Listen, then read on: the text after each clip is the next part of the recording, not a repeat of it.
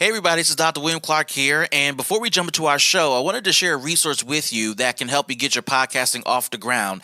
Anchor is the one-stop shop for recording, hosting, and distributing your podcast. Best of all, it is 100% free and really easy to use.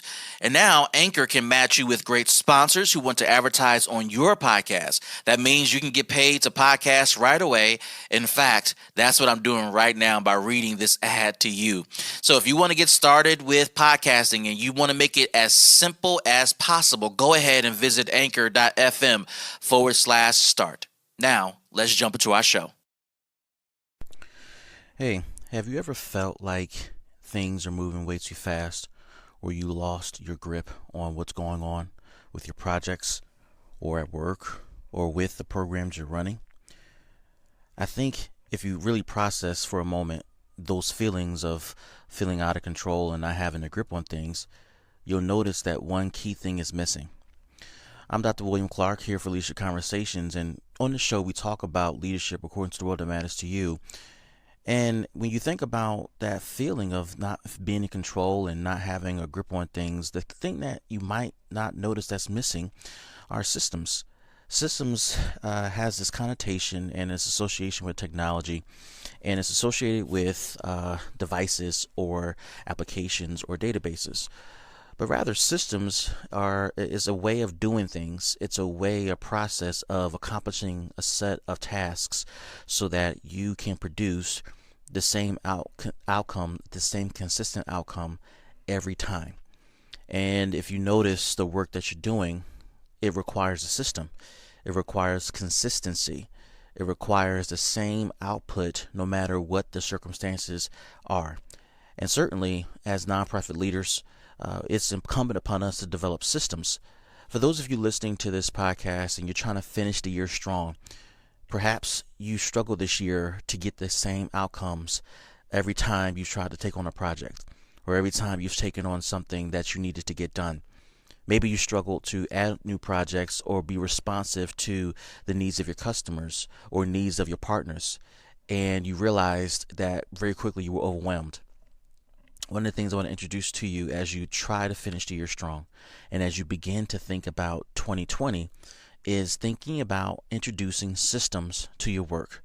That is a process, a set of steps that you go through every time something new is introduced to you so that you can get the same consistent result and not lose sleep over trying to get those results.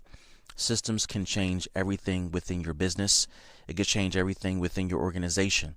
Systems also can adjust and change the way you raise money, the way you connect with funders, the way you approach funders, and the goals you set with your fundraising. The absence of systems creates this cloud of, I don't know, or I'm not sure, or I don't know when, I don't know how. You can erase all those questions. You can provide more clarity, more stability, more infrastructure to what you're doing if you just simply introduce a system to your work. My desire for you, my hope for you is that you're going into 2020 with a new system in place.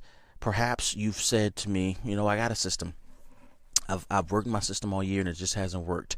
My response to that is if your system hasn't worked, perhaps you need to reevaluate that system and how it's used and how it's deployed and its infrastructure at its core. Just because you've introduced a system doesn't mean that the system is the right fit for that program, project, or task. Probably it's not a fit for your career or a fit for the job function that you are now responsible for.